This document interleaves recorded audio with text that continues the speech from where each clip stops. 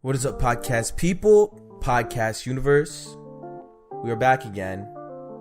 Episode 11 of Ramehs Radio. But before I go any further, please allow me to introduce my lovely co-host. Go ahead, say something to the people. What's going on, everybody? It's your boy, UndeadEnigma 9, back again for another episode of Ramehs Radio. We're on episode 11 now, I think, right? Yep. We're really getting up there in the numbers, and my memory is really getting starting to go. But I think we got some interesting topics for this week. It was a little bit of a dry couple weeks, but we were able to pull some stuff together, and we got some interesting stuff to talk about. And I think that the listeners will enjoy this one, especially for the music section. Yes, sir. Indeed. So, you have anything to say, like anything special you want to bring up before we get into our first topic? Anything off the show notes? Not that I can think of, really. No, not really. Nope. I think I'm ready to just jump into this. All right, let's go. First on the docket, we got Sony. They had a PlayStation showcase, and they came with some heavy hitters. I'm not gonna lie to you, they came with a lot of cool stuff. Notable things that they showed: Spider-Man 2. We also got to see a little bit of God of War, Forspoken, which I am excited for. But that game looks nasty. It does. It looks really good. How do you feel about this PlayStation? I can't even talk. The PlayStation Showcase? Yes, sir. There we go. I got you, brother. Don't worry.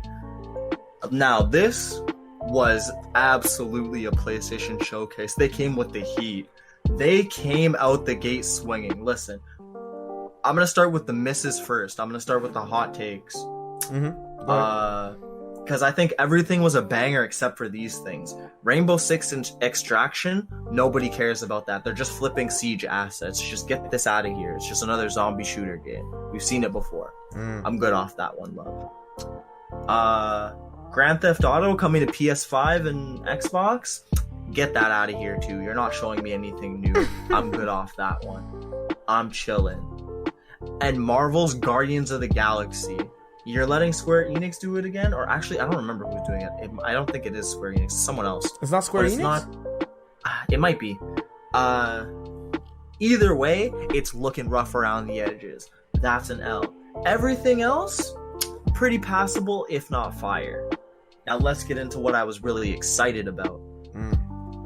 Like you mentioned, they showed Spider-Man 2. That game's gonna be nasty. Everybody who hasn't seen the trailer yet, go watch the trailer. I'm not holding back spoilers because everything that was in the trailer is already spoiled. And if you finished the first Spider-Man game, then they didn't show you anything you didn't know was coming. True. Did you finish Marvel Spider-Man? No, but I watched a playthrough the whole game.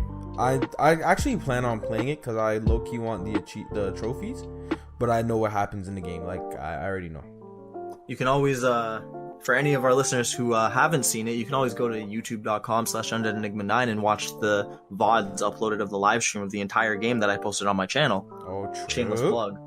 True. But if you played that game, you would have seen at the very end of the game, in one of the last cutscenes, this is spoiler territory, so you have a little bit of a warning here now, but the game's old enough that we can talk about it. That's Harry was in a little tube, and there was something attached to him, and it was black and goopy and stuck to the screen. And if you know anything about Spider-Man, you know it's a symbiote. So when they showed Venom in this trailer, I was gassed but not surprised.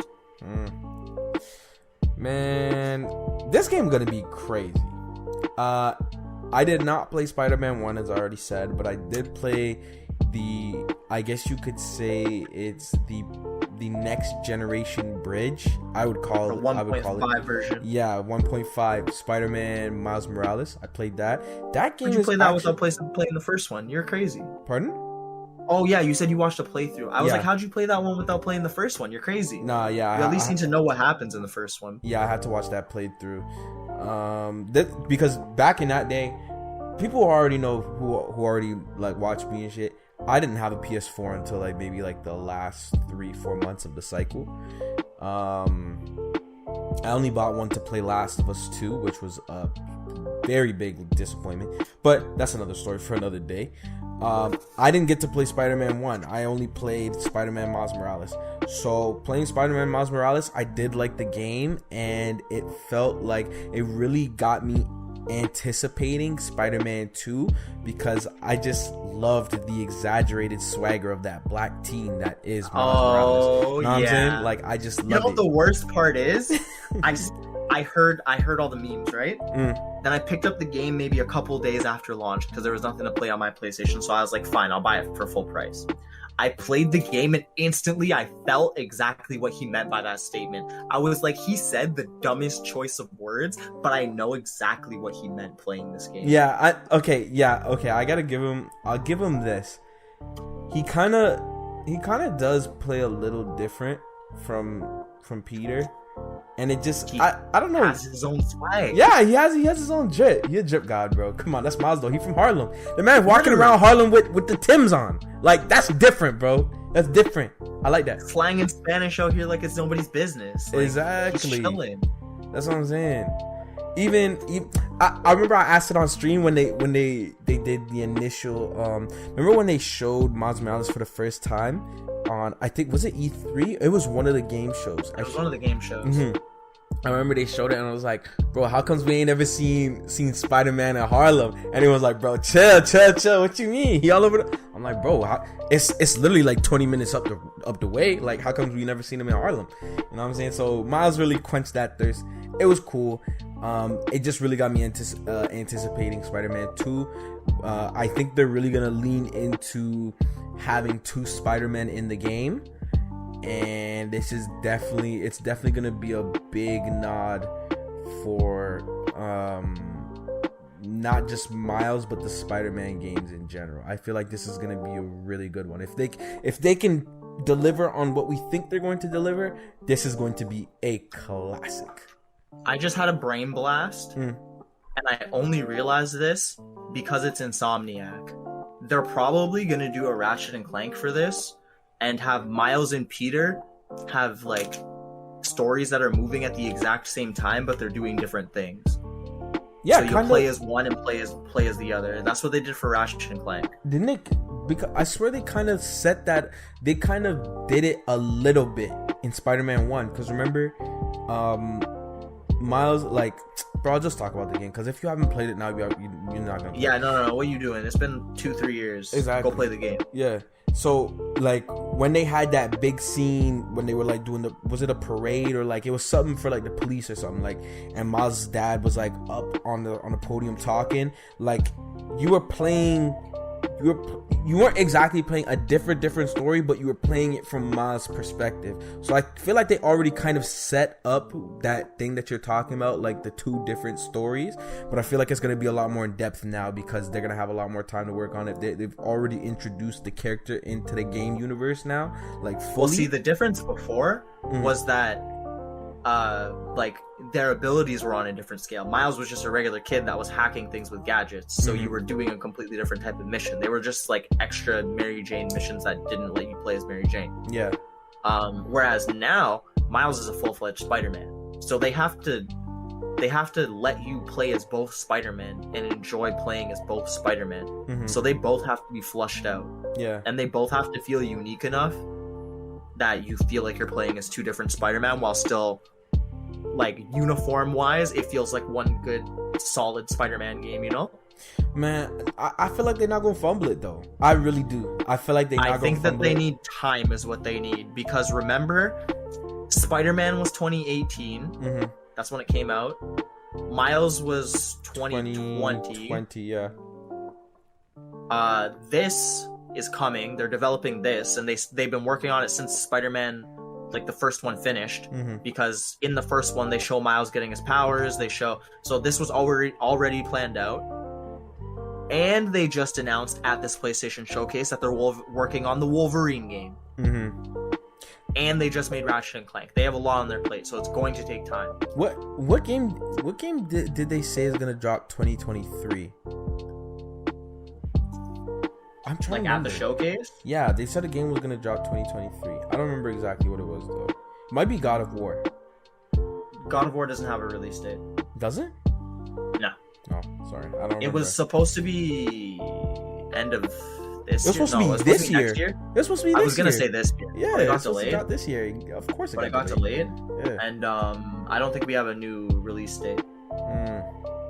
Well, I mean, we're gonna be on the lookout.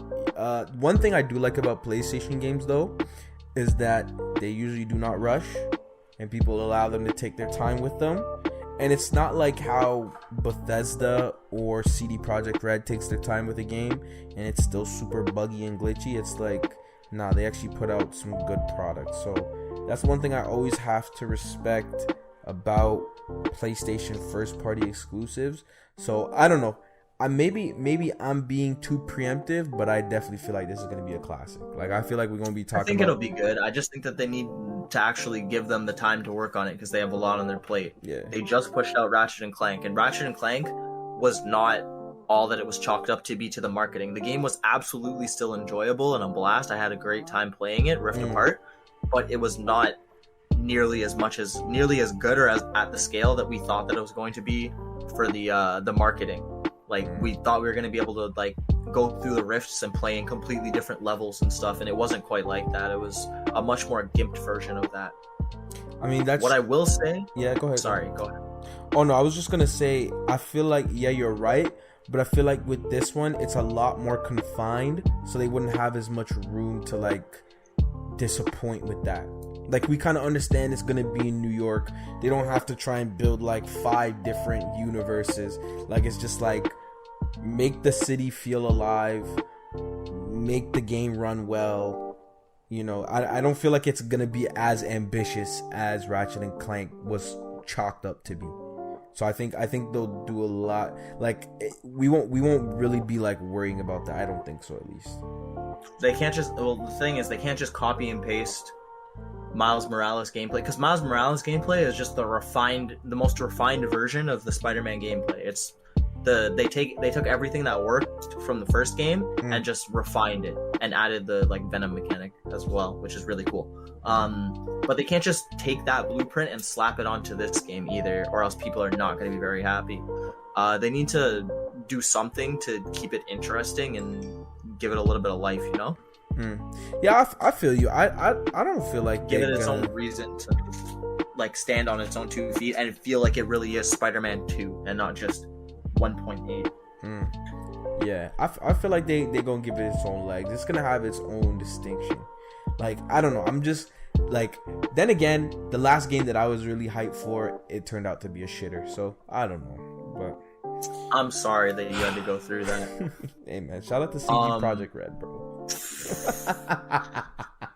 I think that the Wolverine game is going to be cool. I think that that's going to be a really good opportunity for them to tell a much more, like, they already took a pretty solid narrative when it came to the Spider-Man games, but I think that Wolverine gives them the opportunity to be even a little bit more gruesome and a little bit more mature with the content that they're exploring. Yeah, it's true. I mean, that's one thing I always really liked about Wolverine. He's not like your ideal superhero. He's kind of like an anti-hero, I guess you could say. Like, he's very, like, he saves people, but he has sides to him that, you know, some people would say aren't the ideal superhero, which is cool. So yeah, I feel like it does give them a lot more room to explore different things with a video game, with a superhero. And I mean, they've shown that they're not shy about addressing mature content. And like, the entire premise of X-Men is like discrimination against mutants. So like, they have a lot of like dark and deep avenues that they can go down with this. So I'm just hoping that they actually take it, like, grab it by the reins and go full force into this if you're gonna make a Wolverine game. Nah, I definitely feel like this is gonna be an M-rated game for sure. I don't think they're gonna pull any punches. Like, I feel like it'll definitely be up there. One thing though, I mean, definitely not now because it's kind of early. But I mean, I think we talked about this. I don't know if it was off air, but hopefully they do eventually build like a video game version of the MCU. I think that's what they're going for, to be honest. That would be crazy. I have to imagine that this Wolverine game is probably going to connect in some way, shape, or form to the Spider-Man universe. There's no way that they're just not going to bring it up because Insomniac's making both of them. What's Sorry. I was going to say there's just genuinely no way that they're not going to bring it up. Go ahead. Yeah, I think it'd be interesting to see it. But one thing I was going to say is, what is another superhero game? Because it looks like Sony is just like, Sony's pretty much getting them the little Marvel pass because now they got 2 superhero games. What's another superhero you would like to see Insomniac make a game around, or just like a game? Because I'm saying Insomniac because hopefully they can tie the stories together since they already have Wolverine and Spider-Man. But like just in general, what's another like really fleshed out superhero game that you would like to see? It's funny that you asked me that because not necessarily Insomniac, but we already had another like Marvel game that could have been amazing. We had the cookie cutter like bare bones for it, and they just didn't run with it, and that's Anthem. Anthem could have literally been an Iron Man game. Oh, true. Anthem is literally the best looking Iron Man game I have ever seen in my life, and it's not an Iron Man game. They didn't get I don't think they would get those rights though. That's all they had to do. Yeah. All they had to do was get the license to it, or someone had to get the license to it and just copy paste Anthem. Like that's what you need. Yeah, like that's one thing about that game. Like the flying was like really on point. The shoot, like I really like that game. That's one like I actually genuinely really like that game. But I mean the community. Yeah, it just wasn't. It wasn't like supported like that, and then it didn't have content. So I mean, it's sad, but I definitely want to see them. I want to see them. I mean, down the line, obviously, because they have a lot on their plate. That's the thing. I'm not rushing. I'm not one of those people that's like, we need it now. But I mean, eventually, I think it would be cool if they could throw 1 or 2 more superheroes, if they get the rights for them, throw them into a game universe. You know, because I think that could be the next wave. Because right now we're seeing superhero movies, like that's the real wave. What if like superhero video games becomes like the next wave? Because usually what happens is like people make a video game. They make a video game for the movie coming out, like just like they just get some random publisher to make it, and they just get them to put it out. So I mean, fully fleshed out superhero games, that's something we're pretty new to. I'm not gonna lie to you. So it'll be interesting. That's fair. Yeah. Those weren't the only games that I was looking forward to on the showcase, though. Mm-hmm. Yeah. They showed a lot of things that I was looking forward to. Like you mentioned, I think Forspoken is gonna look it does look really good. Especially because the first time that we saw it kind of just looked like a tech demo. Mm-hmm. And they didn't really show us any combat, just like traversal gameplay. But now they showed us her fighting and using magic and stuff, and it looks really interesting. It looks very unique too. It looks clean. So I think that game's gonna be good. Yeah, that game, it's a really interesting, like, did you see the traversal and everything, like how she makes her way around the map? Yeah. It looked so clean. Like, it looked like if like Devil May Cry was just like a lot more advanced and in-depth, honestly. That's kind of what it looked like to me in terms of movement system, because like what's his name, Dante and Nero, they kind of move like that in Devil May Cry 4, but because it's like a, what are those games called, button masher, it's like a button masher game, so like it's not like really in-depth. Have you played Devil May Cry? I played 4. It is not a button masher. I am sorry that you feel that way. Devil May Cry has frame data, and you're supposed to use the moves in tandem and swing combos together. You just played the game on a normal difficulty and mashed buttons, and it worked. I'm sorry. Okay, my fault. I'm sorry that you had that experience, but the game is incredibly technical, and people like do combo like tutorials on YouTube and stuff, and like getting the SSS ranks. Like, that's the whole point. Oh, I didn't know the game that's was like the whole point of how you play Devil May Cry. I'm sorry that you didn't have the experience though, but I can't let you slander DMC like that. No, I'm not slandering. I know people who listen to this who love DMC and are gonna come for our heads if I allow that. Hey man, hey, shout out to the DMC heads, bro. But I don't know. I'm just saying in terms of like movement, like, because Devil May Cry, I don't feel like it was like that in depth with the movement. Like, Forspoken kind of reminds me of like just the way that she moves like traverses through the map, it like she moves well. I'll give you that. It looks like it's reminiscent of some Prince of Persia type beat. Yeah, but or Prince of Persia. Yeah. I'm not gonna while out here and slander on DMC because DMC is actually very well put together. Hey man, shout out to DMC heads, bro. Speaking of DMC, that's a great segue into the fact that they showed a game called Project Eve that literally looks like it takes inspiration from Bayonetta, Devil May Cry, and Nier. It looks like all three games combined, and that's right up my alley. I'm copping that.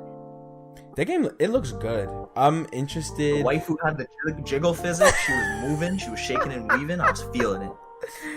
Hey man, I mean, I when I first saw it, I thought it was Nier. Like I thought it was like Nier DLC, but I'm like, this is a little bit too colorful.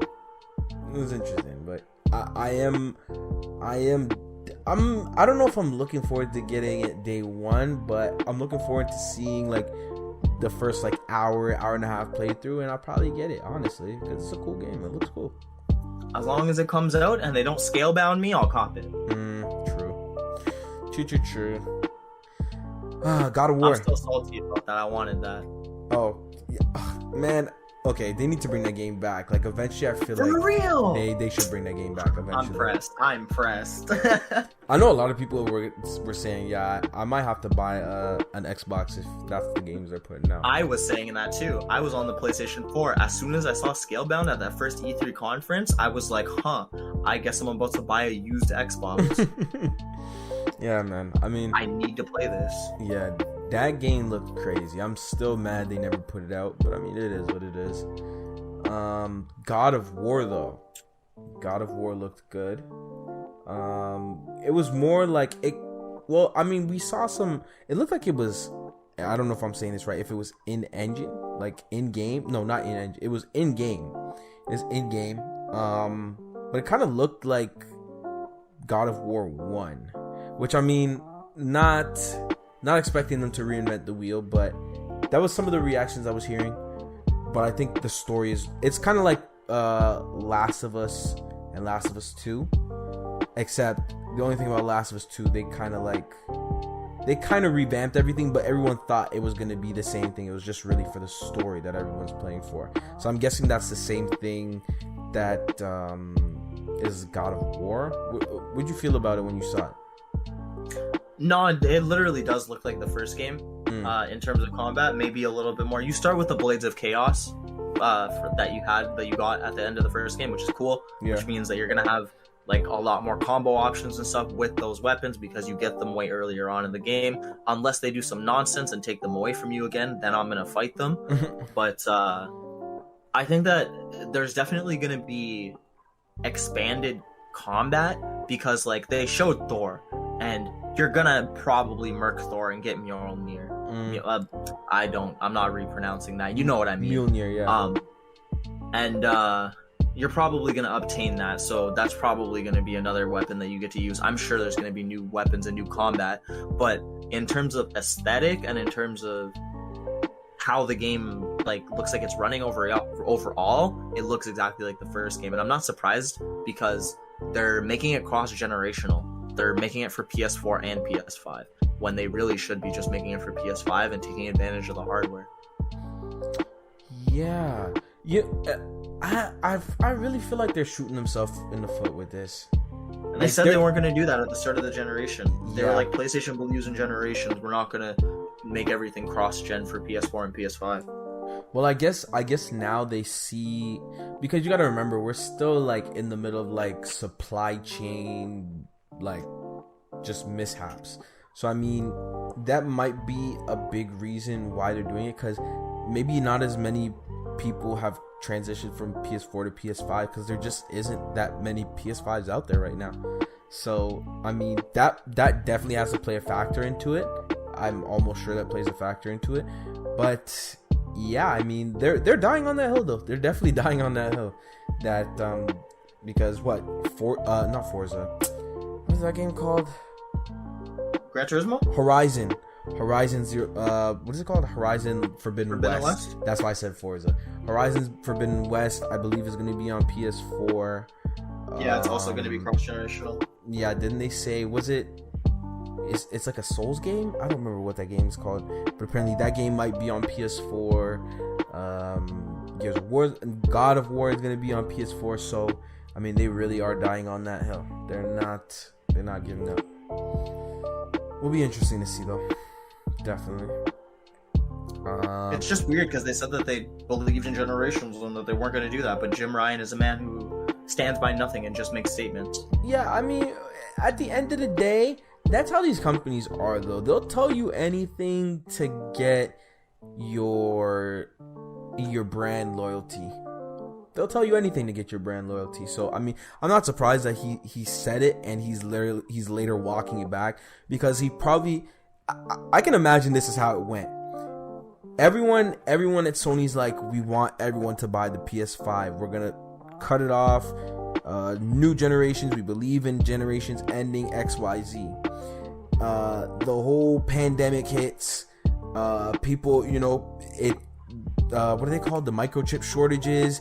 The shareholders are looking at the board, the board of directors, and they're like, bruh, there's not that, like, people don't have PS5s like that. They're like, we gotta get this game revenue. So I mean, I can almost imagine that's almost exactly how it went. But it sucks though. It sucks because a lot of people feel bamboozled. I can say that a lot of people feel bamboozled. I low-key feel bamboozled. I'm not gonna lie. I feel bamboozled. Yeah, because I had a PS4. If I had known that a lot of these games were gonna be on PS4, I would have just kept my PS4. Like, there's no way, fam. Yeah. There's no way. I needed this mega PS4 Pro. That's literally what the PS5 is. the PS4 Pro 2. Yeah. Hey man. Speaking of things getting carried to other consoles, Uncharted is going to PC. So I believe it is, what is it? A Thief's End. I don't want to misquote, but it's a bunch of Uncharted games that are getting remastered and put on PC. And people were really mad about this. A lot of people were mad about this, which is interesting. These games are pretty old. I don't know why people are getting so mad over some old games going. They're mad because they don't want PlayStation games coming to PC. They don't want the exclusives, but they're just Sony ponies, and it's better for everybody if it comes to another platform. It's time. It's true. Branch out. Let people play these games. Let people mod these games. Let people fall in love with these franchises. And then when you come out with the next Uncharted game, make it an exclusive for a bit. It's true. I see that's a thing though. That's a thing that it's really interesting that the Sony heads, they are holding on so dearly to those exclusives, because I feel like that was the argument that really had people saying like, oh, we had to get a PlayStation because they had Last of Us, or they had Uncharted, or they had God of War, so they're really holding on to it. Interesting. Those people, listen, there's people who really act like there won't always be a demand for consoles just because something comes to PC. Just because games are on PC doesn't mean that there aren't people who still don't want to deal with the hassle of building a PC or buying one outright and would rather just plug in a console to their TV. There's still people in that market that want to deal with it that way. Yeah, that's what I'm saying. Like, I'll give you a good example. Like, I was playing LA Noire on my Twitch channel, twitch.tv/it's Ramehs. I started playing the game, something happened, and a whole bunch of .dll files got deleted. I couldn't play the game on stream for like a month. I had to keep verifying it and uninstalling this and uninstalling that. Like, there are people that don't want to deal with things like that. They just want to turn the console on and play it. There will always be a market for that, and I think they know that, but they just don't want those games going over there. Which is, yeah, it's like it gives them a reason to say, haha, I bought a PlayStation for this and that. I bought this piece of plastic instead of that piece of plastic because this reason or that reason. And I think it's just silly. Imagine you 32 and still defending pieces of plastic like you 15. Rylan, for it's what? Crazy. I don't understand. But It is what it is. We also got to see Ghostwire Tokyo. Do you remember that? have no interest in this game, but apparently everybody thinks that it looks awesome. I think it looks whatever. It looks like it's a very like story driven, and I'm the weeb. I'm the resident weeb, so I get it. It's got like it's about the Japanese yokai lore. I understand the interesting and intriguing aspects of it. I just don't care. Like, this game doesn't look that interesting to me.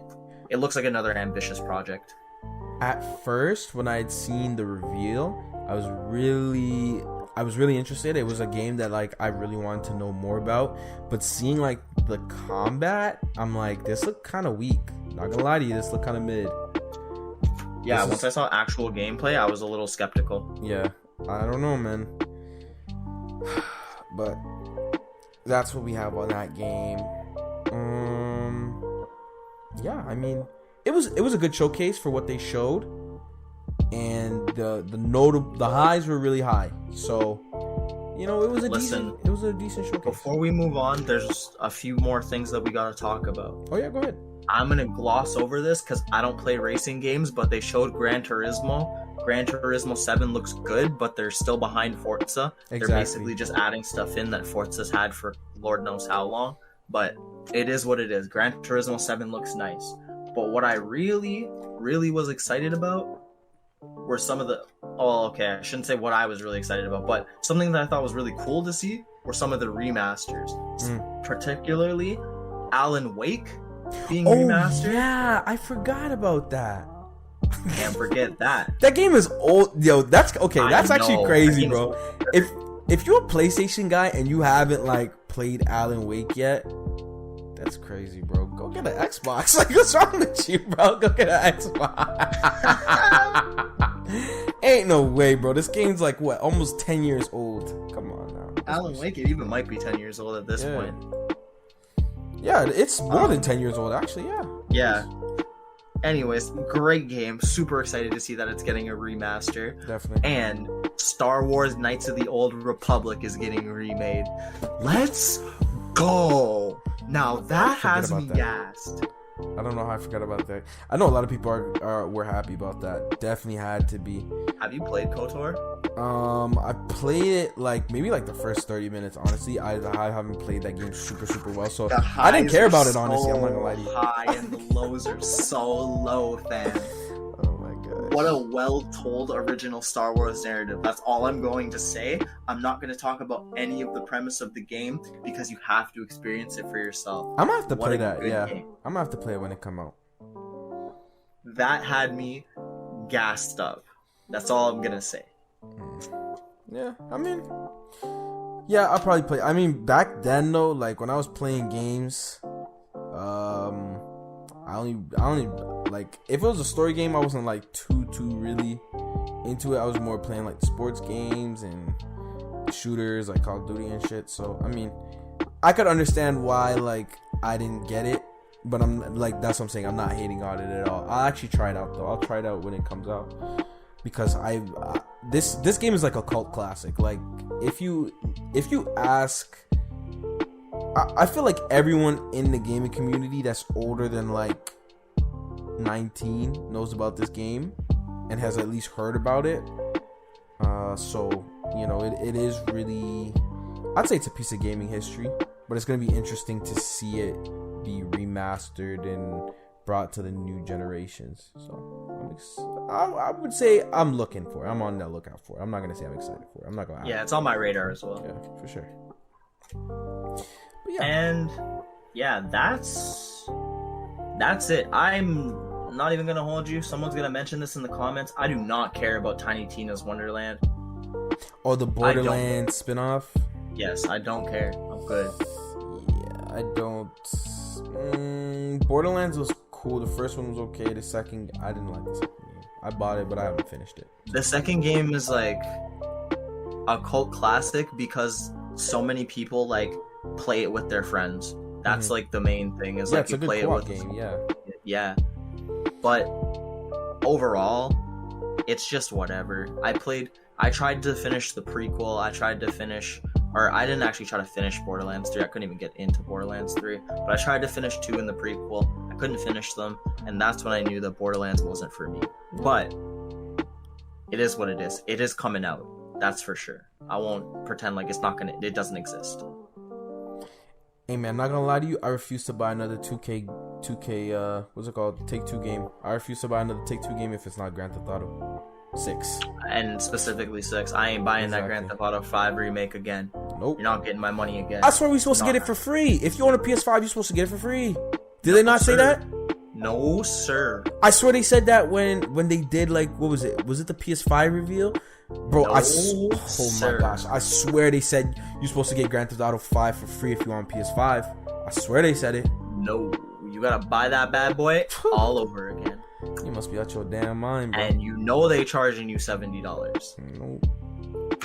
What could they have added to that game? They didn't add anything. It's the PC version, basically enhanced again. Everything that they showed in that trailer, I'm gonna get heated. So I'm trying to like keep myself level. But everything that they showed in that trailer that we saw at the showcase was literally like the worst parts of even the GTA Online stuff. They were showing people driving hover bikes and blowing each other up. No one likes that. Everybody complains about that. Yeah, what are you hate talking? The military shit, yeah. Anyways, they're very out of touch right now, and they're really just milking the fact that GTA Online can go forever because there are people who have never once touched that Grand Theft Auto campaign who straight up bought GTA just to play GTA Online on PC and use the mods to do like RP and stuff. RP, yeah. RP's a big scene right now. But yeah, this ultimately stems to what I've been saying. If you don't support the game, don't buy it. End of the day, man. Vote with your wallets, people. Big facts. I didn't buy 2K, bro. Everyone's like, bro, are you gonna play that new 2K? I said, hell no, I'm not giving them my money again. After 2K21, definitely not giving them my money again. That was horrible. Yeah, that was a travesty. That was disgusting. Exactly. Honestly, I'm surprised that. Let's talk about this because the gaming section is a little bit light today. Mm-hmm. But and we were about to move on. I'm surprised that so many people still buy sports games annually. It's literally a roster update. All you need is a patch. They really charge you a full price game for a patch. You know the thing I always used to like counteract that with is that they would bring a new feel to the online section every year. Like every year there would be a new feel, so it's almost like you're playing a different version of that game every 5 years. But yeah, that's what I'm saying. Like when I start to, and not even that, like when you look at games like Madden, they're like, okay, I don't know if you've ever like taken a dive into the MUT community. That's how you know this game is ass. They're literally called MUT. But anyway, I don't know if you've ever like taken like a little dive in, but they haven't like really updated that game's anything in like years. Like they added the last time there was a really big update was when they added like the story, but that was when FIFA did it. So it's not like they were doing anything new. And then the physics are still bad. Like the game is just like, it's not even like how they used to like do it every year where like they do like different, there'd be a different like feel to the game, so you have to learn something new. It's like now it's like literally just the same game. So even still, no, you can patch that in. You can patch in new gameplay mechanics. You can patch in changes to the like system changes. They do that for games like Fortnite all the time. Oh yeah, that's true. And Apex and stuff. They change the guns, they change the mechanics, they change the way that weapons work, and it changes the meta. Mm-hmm. They do that in League of Legends all the time. They change the way that characters work. They change the way that abilities like interact with each other. You can change things like that coding wise. That's not a reason to charge me full price for another game the following year. It's ridiculous. It should be every couple years. You want to do it every 3 years, every 5 years? That's reasonable. But every year, cookie cutter, back to back, it doesn't make any sense. It's definitely getting plateau. out of control. Yeah, I'm starting to see a lot of people they're moving away from it. But one thing I feel like is coming is like these games. A lot of these games are gonna go free to play. They're gonna make, because that's definitely the next step. Look at like how. But I think they're gonna like segregate it. So it's gonna be like, for example, FIFA Ultimate Team, that's going to be the free to play section. If you want like story mode and all and like my team and all that. Like I don't know if Ultimate Team, and I feel like FIFA has 2 team modes. I know there's more than one. There's not just one. It's Ultimate Team. Like Ultimate Team is kind of like my team for 2K, and then there's something called Pro Clubs. Pro Clubs is kind of like my career for 2K. Yeah, so let's say that like Ultimate Team would be free to play because it's gacha already, and then the other one that you said, yeah, like Pro Clubs and story. Yeah, and Pro shit. Clubs and the story and stuff would be like you have to pay $60. Like you pay the base game price. That's what they're doing in Halo Infinite. Yeah. Not gonna lie, I wouldn't mind that model, bro, because I haven't played FIFA Ultimate Team in a long time, because that was really just the start of me being like, bro, I'm going to stop, because one thing that the sports community does a lot, and this is my biggest gripe with them. I used to do it, so I understand why they do it, but if you don't like it, you need to start. Well, no, you need to stop buying the game. I was gonna say you need to stop buying the game. That doesn't even make sense though. You need to stop buying the game though. I haven't bought a FIFA game in 6 years now. Yeah, you need to start voting with your wallet. Exactly. Like for real, you have to. Because trust me, when 2K's their daily players was dropping one time. I remember it was a big thing. 2K was like sending people emails with like surveys and everything. They're like, oh, why'd you stop playing the game? Like, oh, are you not having fun, or is it the VC? Like, it was a big thing. They took it seriously because people stopped playing the game. But we need to take it a step further and actually stop buying the game. Like it has to get to that point, because they're not gonna stop.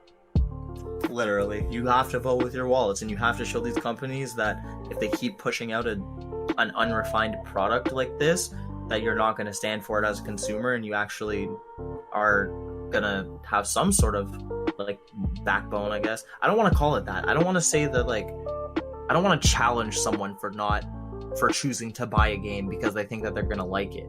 But I just want people to be more critical as consumers, especially with like price increases and inflation. You really need to think about what you're spending your money on and what you want to support in your games, especially if you want to see change in a franchise. One thing, you brought up a good point. Price increases. One thing I will never, and this actually kind of contributed to the reason that I did not buy 2K this year, and I probably will not buy it the year after.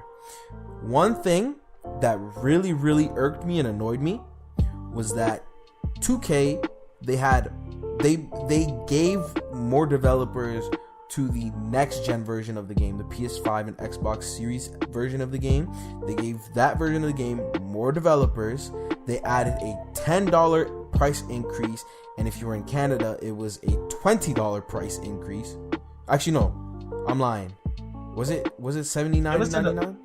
It's $10. Our games were it's $10. Yeah, already. It was The US price got like unaffected by the inflation, and they got to keep their games at $59.99.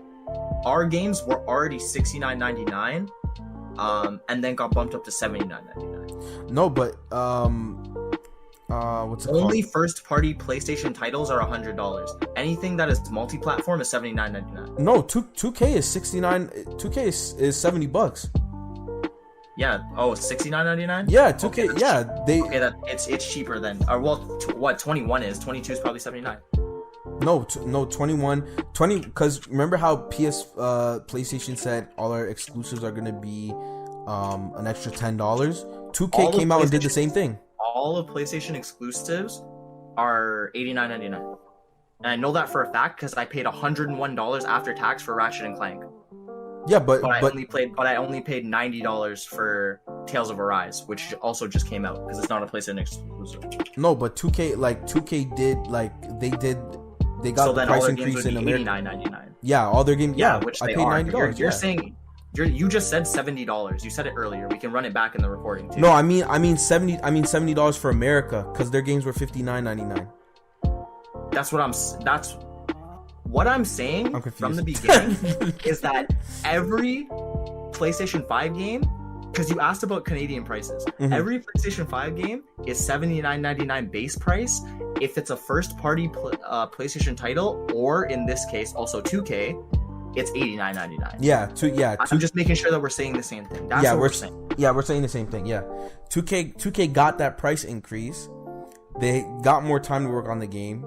They got more developers for the game, and it came out broken, and nothing to show for it. Like it's gotten bad, bro. It's gotten bad. It's really gotten bad. I've had to chill off sports games, but that's I've had to chill off any franchise that like I feel doesn't respect me as a consumer. That's why COD Vanguard, nah, I'm skipping that one. Bro, we didn't even talk about that game. I know, because it's so missable. Why are people still okay? Serious talk. Speak your piece. Serious talk. Why are people still buying Call of Duty World War II games? If you wanted a Call of Duty World War II game, go back and play World at War. That is arguably the best Call of Duty World War II game they have ever made. Why are we playing Vanguard? We know that game's gonna be dog shit. Like, let's be serious now.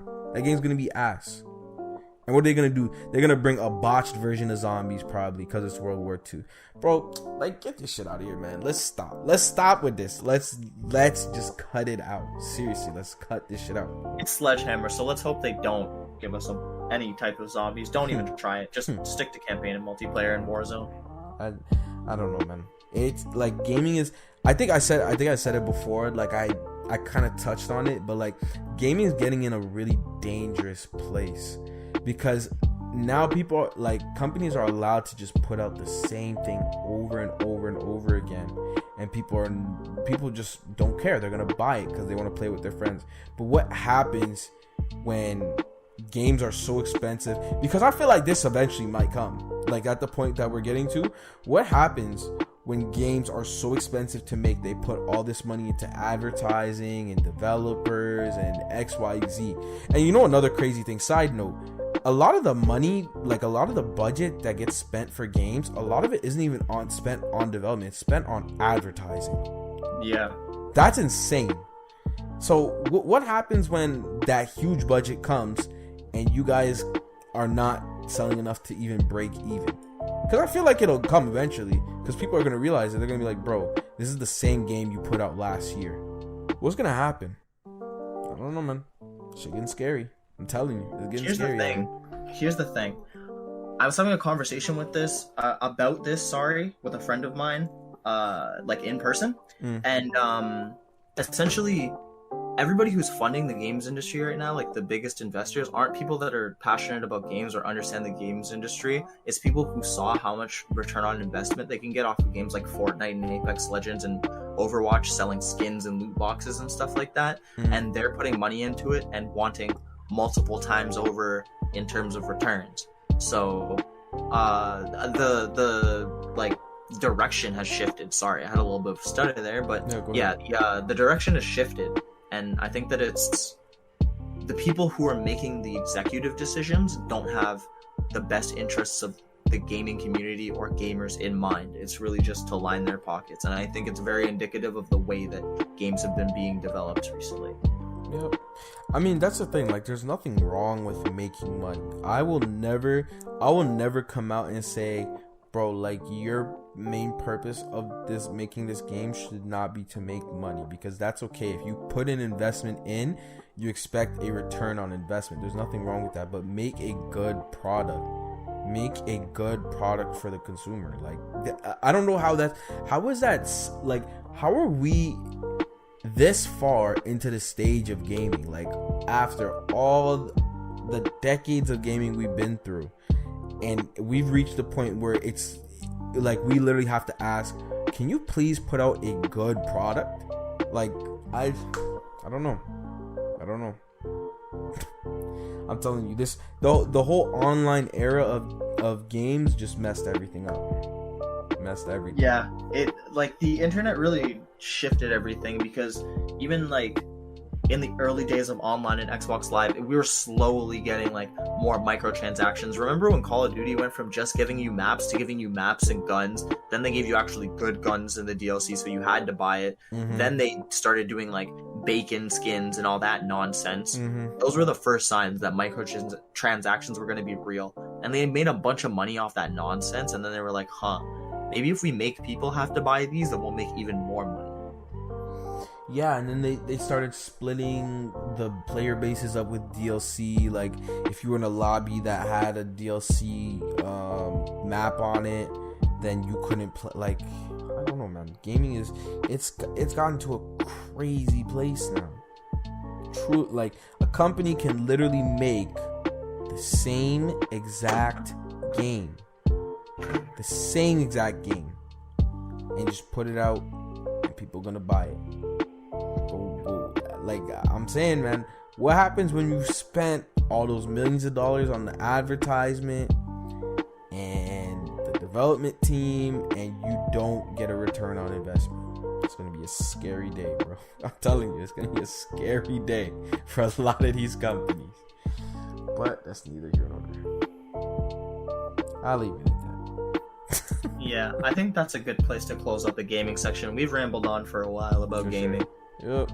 I'm sure our listeners are probably tired of hearing us talk about gaming, but you guys are about to hear us talk a little bit more. What are some games that you've been playing lately? So I'm still playing Tales of Arise. I've been putting a couple hours into that in my free time. That's really the only game that I'm currently actively playing. I still have to finish Final Fantasy VII Remake, but Arise is my JRPG of choice right now, so I'll get back to that later. I'm in like the last act of Final Fantasy VII. Damn. I'm literally about to finish it. Endgame. I'm kind of playing Bloodborne right now. A viewer in my stream. I can't do it, baby. Yeah, a viewer in my because I was one of those people where I'm like, bro, why would I want to play one of those games where it's like I just die over and over? But like Bloodborne's actually kind of fun. I'm not gonna lie to you. It's actually a pretty. I'm glad that you're enjoying it. Yeah, it's something out of my I guess you could say my comfort zone, my gaming comfort zone. Something I wouldn't usually play. So we'll see where that goes. I'm thinking about getting back into Persona 5. I just know how long that game is though, and like I just don't have the time for it right now. But I mean, if I play it like maybe like an hour, 2 hours a day, I feel like I'll get through it. I mean, yeah, in a couple months you'll get through it. Yeah, a couple months, exactly. I mean, I'll see you in a year and a half. Oh my gosh. Yeah, because doesn't that game have like side missions and all that stuff too? That's an in-depth. It's not side missions. It's that like, okay, progression in the game is not solely based on where you are in the story. Progression in the game is equally as important to where you are with the characters that you're interacting with. It's half like dating sim / like character hangout simulator. Like you hang out with your friends and build relationships with them and stuff, and there's other things that you have to do as well to like raise your knowledge and raise your stats and stuff before you can even interact with other people and do certain things. So there's a lot of micromanaging, and you're on a time limit. That shit sound like real life, bro. What the hell? Hey, I don't know. The part of the game that I played was fun. I don't know. That sounds kind of crazy. I'm not gonna lie. The game is fun. It's just a lot to deal with all at once. Like you're micromanaging a lot of different systems. I'm thinking about getting back into that though. I might get back into it. Oh, Splitgate. I've been playing a lot of Splitgate as well. Oh yeah, the Halo clone with portals. Yes, that game is fire. But that's pretty. How did they even like get allowed to release that? It feels fresh. Honestly, have you played it? That's not what I mean. Yeah, I played it once. What I really literally mean is like, how were they legally allowed to just rip Halo assets and be like, yeah, Splitgate? I mean, see, I don't know how exactly fair use works when it comes to video game production, but I would say it's pretty fair use. Fam, the game literally, I thought it was Halo 4. I was watching someone, or not Halo 4, sorry, Halo Infinite. I was watching someone's YouTube video, and they were telling a story, and they had Splitgate gameplay in the background, and I didn't know what Splitgate was at the time. Which is why it's really funny. The reason why I described it as a Halo clone was because I saw my friends playing it, and I was like, oh, is that the game that looks like Halo but with portals? And they were like, yeah, that's exactly what it is. But I was watching the video, and I was staring at it like, oh, is this guy playing beta, like, Halo Infinite gameplay? That's literally what I was thinking. I was like, why are there so many portals? Why is everybody running through portals? what's going on with this Halo Infinite gameplay? And then I slowly realized that this is not Halo. I mean, I guess, but I think even some of the guns are the same. Yeah, some of the guns do play the same. But I mean, the way that I kind of see it is CS:GO and Valorant.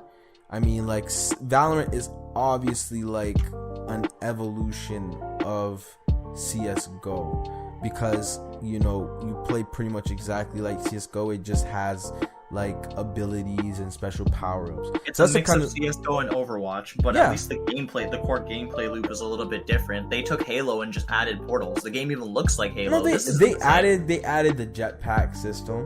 That's in Halo. You can't wait. Hold on. There's a jetpack in Halo. You just have to actually put it on as a perk. Okay, then I've never used it. Never mind. I've never used it. I don't play like that. You know what I'm saying? We jumpers. We just jump and shit. But yeah. I mean, it feels familiar enough, but it still has some freshness to it. So I think that's how I'm glad that you're enjoying it. I'm happy that you're having a good time. I'm happy. Oh man. Hey, I fuck with Splitgate. Where my Splitgate heads at, bro? You know. Oh, hey, very talk people about are playing it right now. Don't get me wrong. Yeah. I ain't even gonna sit here and hold you like it's not popular. It's popular for a reason.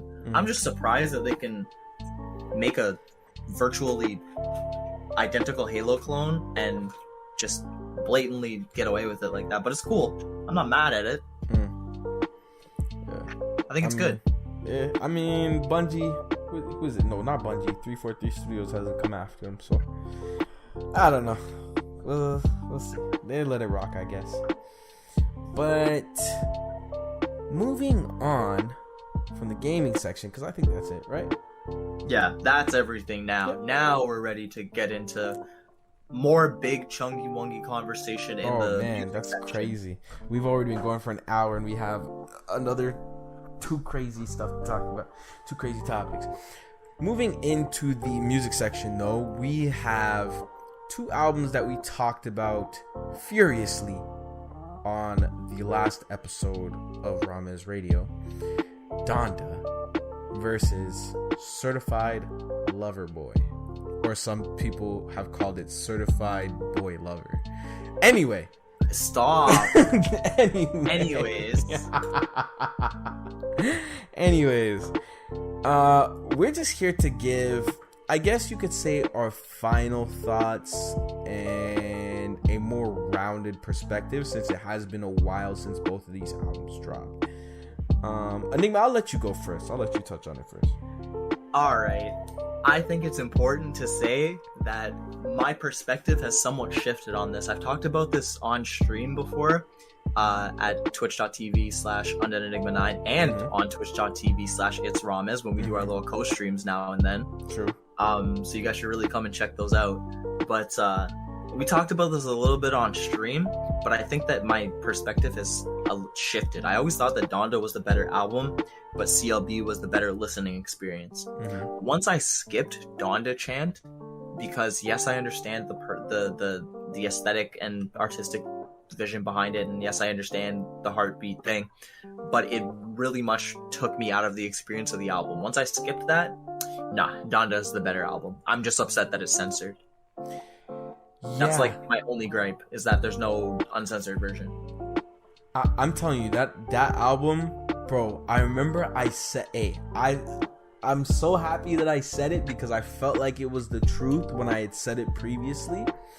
But this album is kind of like a Kanye resurgence, because what Kanye can do now, Kanye could probably drop another like 2-3 albums like this, honestly.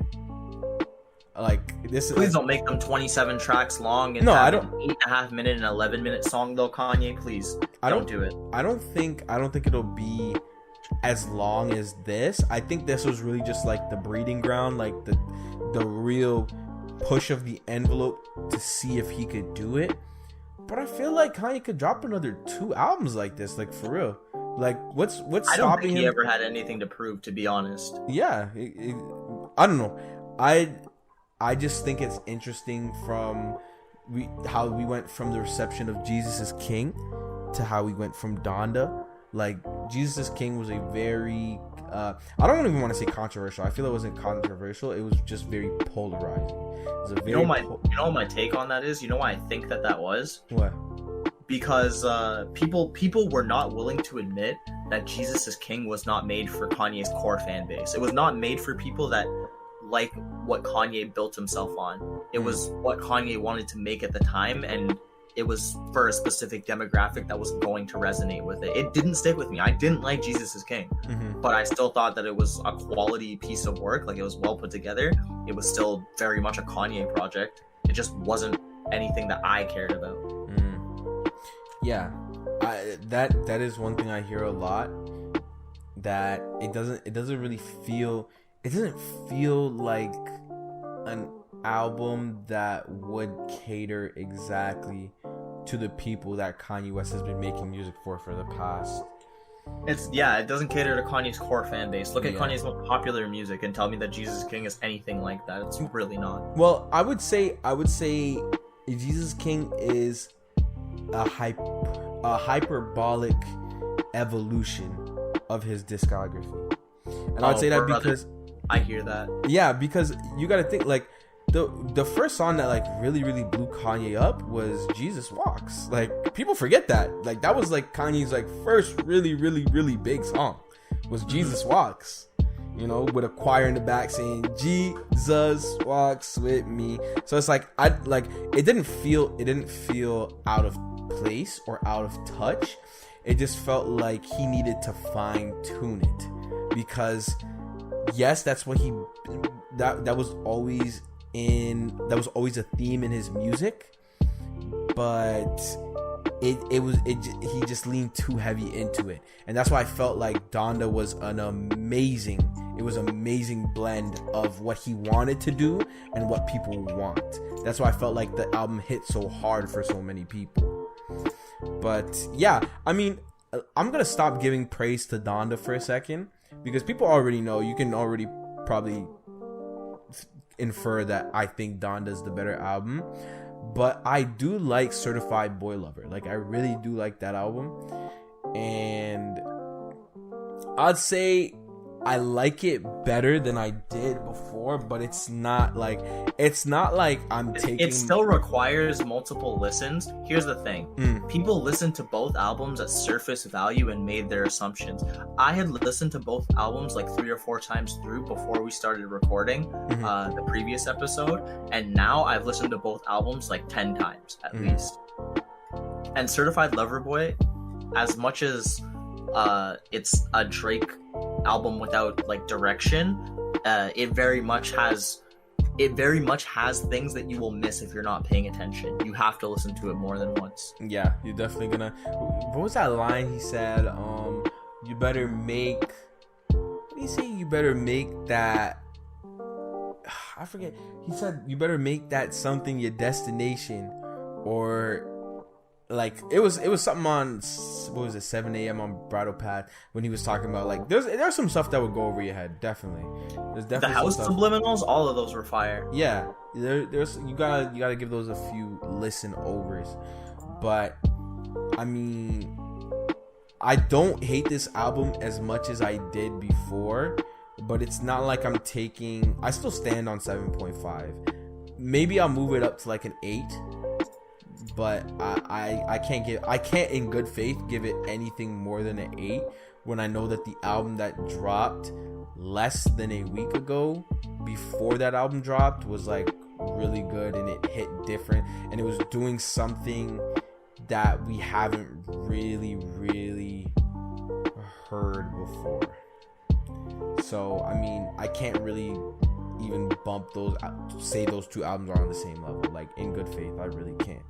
But I mean, touching on songs that I really did start to come around to, I always used to skip the first half of In Too Deep, but I actually kind of like it now. I'm not gonna lie to you. What? Really? Yeah, I kind of like it now. No, I think it's weird that you skipped the first half originally. That's what I meant. Really? Yeah. Oh no, I thought the whole song. I thought that the transition was the best part about the second half of the song. Yeah, I love the second half. I love the second half is amazing. I'm gonna restate that so that it makes a little bit more sense. Yeah, go ahead. I thought that the transition from the first part to the second part was the best part about the second part of the song. Oh, okay. That's interesting. I think that the second song is the best part of the song, but the reason why it was so good was that sick, nasty transition. Mm-hmm. That was it was a really good transition. I really did like it. It just gives you that feel. It gives you the feel of the second half, which is like, yeah. I feel like that was like maybe the only time he did that on the album. It was like, oh, absolutely, yeah. It was the only time that the beat switch really got me. Like, yo, this is Drake. All right, Drake, I see you. Yeah, it was clean. It was really good. So I like In Too Deep. That's a song I play it a lot now.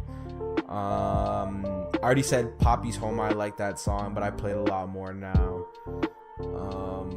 The song with Jay-Z, I still stand on this. I'm not moving my position. I don't like that Jay-Z verse. I feel like Drake. I don't anymore. I thought it was okay at first, but really? I don't like it anymore. Yeah. I don't know, bro. Drake definitely carried on that song. That's crazy to say that Drake carried on a Jay-Z featured song, but he definitely did carry on that song. The song definitely could have done without Jay-Z. Fucking Fans. Did I say that I like that song on the first part? Did I say it? I don't think I did. No, I don't think you brought it up. Yo, that song is so good. It makes me feel so toxic, bro. I know love that song. Oh my god. What a good track. Yeah, nobody really talks about that. I had someone who didn't actually. I think I talked about this on the first episode. Maybe we talked about it live. Or sorry, previous episode, not first. But I had somebody who said they didn't like it because they assumed the content of the song, but they completely missed the mark. I was like, no, you literally didn't listen to the song. It's completely going over your head. Go back and listen to it again. How? Okay, no. See, this is the thing. How are you going to listen to an album and assume based off of the title what the song is about and not give the song a chance? Like, just dumb shit like that, bro. Like, bro, go listen to like Static for 20 minutes, nigga. Like, don't listen to music. Don't listen to music if you're gonna look at a title and be like, oh, I don't like that. I'm not like, go listen to grass. Go listen to wind blowing on grass for an hour and a half, bro. Like, go do something else. Don't listen to music. I don't understand takes like that. I really don't. Go do something. Exactly, like. Oh my god. But yeah, regardless, I like that song. That song is super toxic. That song is amazing. If you play that song at night, when you drive in, that song make you want to like, I don't know, let me not say that, bro, because you don't know who's watching, but okay, that song is fire, bro. That song is good. Yeah, that's a good song. Yeah, so I mean, as I said before, I've probably moved up from like a 7.5 to like an 8 on that album. I always said it was a good quality constructed album. I just didn't like the theme, I didn't like the direction, and I didn't like the choice of some of the songs. But yeah, that's my views on CLB. I think that overall, like we said earlier, it definitely takes multiple listens to really understand what both artists are going for with these projects, and they're doing two very completely different things. And I think that when I stopped looking at them side by side and looked at them in their own kind of contained lenses, I was able to enjoy both albums more. I was definitely able to get more enjoyment out of them when I wasn't thinking about them like comparatively to each other. That's true, but I feel like Drake was the one that really brought that on himself. Drake was really the one that had people. It depends on how long you've been following this for. If you feel some type of way about it, you could say that like Drake's being a little petty or like not letting it go. But like to the point, first of all, we know that Drake does not believe that 40 was pillow talking that shorty. He genuinely believes that Kanye is the one who told Pusha T about Adonis. Whether we believe it or not, Drake believes that 100%. Drake's still salty about the poop scoop to whoop thing on Lift Yourself. Sorry, Drake's salty about everything. Drake is still holding in like some type of way about all of that, especially because from his perspective, he left while he was currently working on his own album to go help you with your album. You guys were supposed to work on both albums. You only worked on your album, and then the one thing that he did for you, you shit on him. Okay, and yeah, then, that's true. And then you put out your rollout in 2018 in and around the same time as Scorpion. Scorpion came out, and that's when they did the Kids See Ghosts, then Ye came out, like all those tapes. Yeah. He put out like 3 good music tapes in the same like span of a few weeks of Drake dropping Scorpion. But I don't think he knew that Drake was, because remember that started a while ago. That started like a month and a half before. Didn't it? The rollout? No. The rollout was after Scorpion. The good music rollout was after Scorpion. That was after Scorpion? Yes. Because I remember I think they did Nas, then they did Tiana Taylor, then they did Ye, then they did Kids See Ghosts, no? That might be the entire order. Yeah, I might be missing someone. I might be missing one person, but I can't remember if they did. Because I feel like that rollout started a while before Drake even dropped Scorpion, if I'm correct. I swear that rollout dropped. It started in like early July, and then Scorpion dropped in like August. I want to say. No, I might be wrong. I just think, because I know Kanye dropped a bunch of albums. He dropped like 2 or 3 albums before he dropped his album. Then he dropped Kids See Ghosts with Cudi, because I remember that was when you said that the rollout happened in like July. I believe so. I'm not exactly sure. Scorpion was released June 29th. Oh, okay, yeah. So I'm wrong then. Yeah, okay. Scorpion was out. Like I was 99% sure about that because I knew that your timeline was correct. Or like pretty close, but I didn't exactly remember it, so I had to look it up. But yeah, he announced the album on April 16th. It was supposed to be. Oh, he announced that the album was coming out on April 16th. Like, he announced the album was going to be made on April 16th. On June 14th, he set a release date. Prior to the release date, Drake became engaged in a rivalry with Pusha T. In May, after the Duppy freestyle response to Daytona, Pusha T released Adidon background story. Then Drake admitted to having a son. Yeah. I don't know about all this. They're reaching a little bit on the Wikipedia page, talking about Scorpion was a response to Drake's critics, like the title. I don't know about that. They're kind of reaching. What?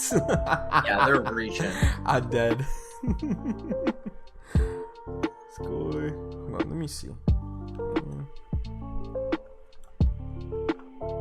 Anyways, I say all that to say, like, we kind of got caught up in a tangent here, but either way, Drake is just salty about all that stuff. Like, Drake just holds a lot of that to him. And then apparently, like, while Kanye was doing the whole, like, Donda thing in the stadium, he hit up Drake to come through and, like, kind of played a little coy about it. And then Drake just didn't end up showing up because he was like, when you drop him, bro. Not, like, when you drop him by, but when you drop him. Like, when you drop in the album. It was just a whole weird, like, he said, she said phone tag situation. And they're being kind of petty about it.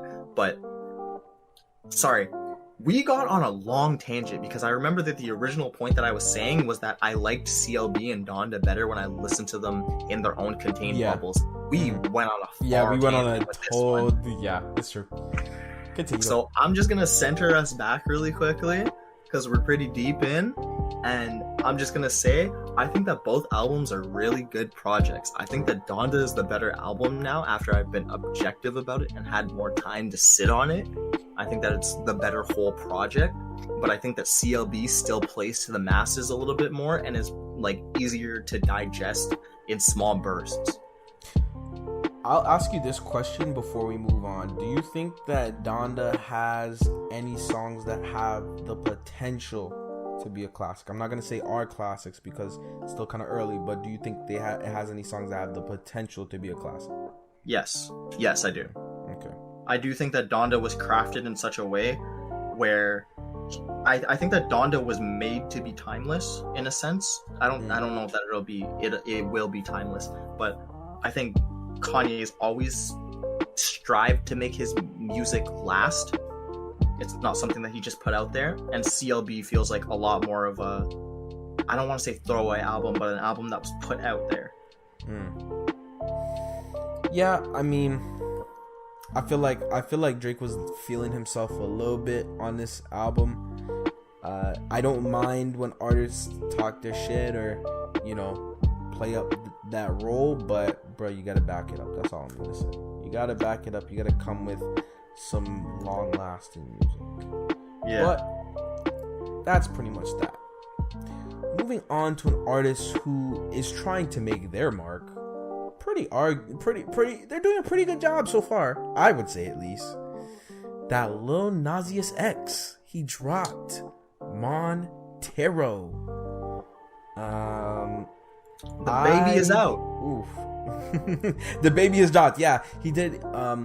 He dropped like a little. He did a countdown for the album, and he did like a little, I guess you could say, a skit, a little video for the album. It was interesting.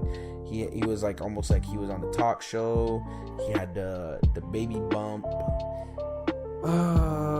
Enigma, I'll ask you, what do you think about this? Did you listen to it first of all? Did you listen to this? So I was gonna ask you if you listened to it because I put this on the show notes. Okay, yeah.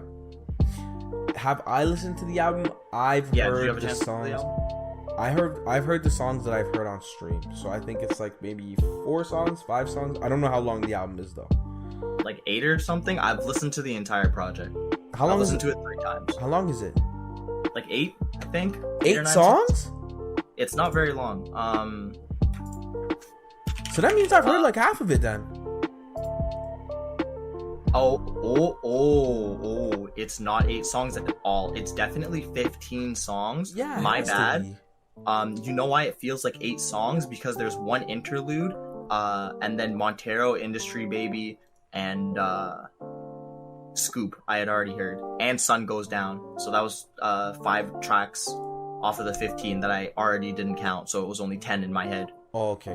Yeah, I was about to say. So I definitely mentally messed that up. That's my bad. Yeah, it's 15 songs, but like one's an interlude. It's called The Art of Realization. It's only 24 seconds long, and it's just him talking. Okay. I'll speak on what I've heard. I'm not gonna do an in-depth analysis, but I will speak on Lil Nas X a little bit. So the songs that I heard the song with Doja Cat is called Scoop. I like Lil Nas X's verse. I like his delivery, and that's one thing about Lil Nas X I've always liked. Lil Nas X knows how to make a song. Like it's not like he knows how to make a song for know sure. What I'm saying? Yeah, he's not like one of these artists where it's just like, oh, he just blew up because of some antics. I mean, yeah, he did blow up because of some antics, but that boy know how to make a song. Like he definitely does. You know what I'm saying? So I gotta give him his credit there. Doja Cat, horrible. We could have definitely did without that on the song. Yeah, we could have did without that. But yeah, that song was cool. And then he had Montero on there. That song, honestly, that song is. Do I dare say it? That song's low key a bop, but like I just that song is a banger. I'll say it if you won't. That song is an actual banger. It's just not something that I would listen to. You know what I'm saying? I listened to it. Not only I'm gonna put a No, go ahead. Say what you want to say. Do what you want to say. This is a safe space. Listen, I understand. Listen, I sit in the car or I'm at work and I got my headphones in and I'm listening to music while I'm doing my work, and I will sing along to the song. But I'm not gonna lie, I change all of the verses where he's talking about a guy and I talk about a girl. I change all of them. Every time he says boy, I say girl or baby. Like I change it. Oh my god! I change it myself. It's a little wild. It's a little ignorant, but the song is good. And you ain't gonna hold me back because I'm not the demographic. It is what it is, man. Hey, but you're also not gonna catch me out here singing along about how much I love boys. It's not happening. Hey man, I'm not gonna lie to you. When I be listening to City Girls or some shit, every once in a while, cause I'm not gonna lie to you, they make some good music. I be singing their lyrics the way they wrote it. Like, real ass bitch, give a fuck about a nigga. Straight son it. Like, bro, I'm not gonna lie. I'm up with the song. If I'm up with the song, I'm just gonna sing it. Cause I don't really be changing the lyrics, bro. That's fair. But, Montero just, it's not a song. Like, it's, in general, it's not really like an album that I feel like I would like listen to. But I understand. No, I don't think that it's gonna be something that I'm gonna like keep in my rotation. It was something that I felt I had to check out because, like you said, Lil Nas X really knows how to make a song, and there's definitely some catchy songs on here. Montero, Industry Review, all the singles are catchy. Even Sun Goes Down, a lot of people skipped that because it was the one that he released right after Montero, but it has more of a like heavenly vibe to it as opposed to Montero's music video. That's a really good song. The song with Megan Thee Stallion's kind of hard too, and I don't even like Megan Thee Stallion. I'm gonna have to listen to that. I know she probably talked about her coochie. She said he gonna give me some money. I'm a baddie. Yeah, you got the gist of it. Yep. You got the gist of it. Bro, it's Meg Thee Stallion. Okay, like it's crazy. Meg Thee Stallion is actually the female version of the baby. Like, shit crazy. But that's neither here nor there. Regardless, Lil Nas X, that man know how to make a song, bro. He just doesn't make music for me, and that's okay. I have no problem with that. Some of his music, like some of it, I don't mind playing it. Like if it came on the radio, I wouldn't like really like change the station. But like he just doesn't make music for me, and that's okay. I definitely acknowledge that he knows how to make a song. I would never even say something crazy and be like, you know, this guy just makes ass music. That's kind of how I feel about it, though. About what I've heard, at least. Quick question: What would you see the first week sales being on an album like this? See, here's the thing: album sales tanked once like they stopped taking merchandise bundles. So everybody's doing smaller numbers. So like, I want to say 50 to 60K because it's Lil Nas X, but that still might even be kind of high. I think he'll do 70. I think it can easily. I think it can do 50 to 60K.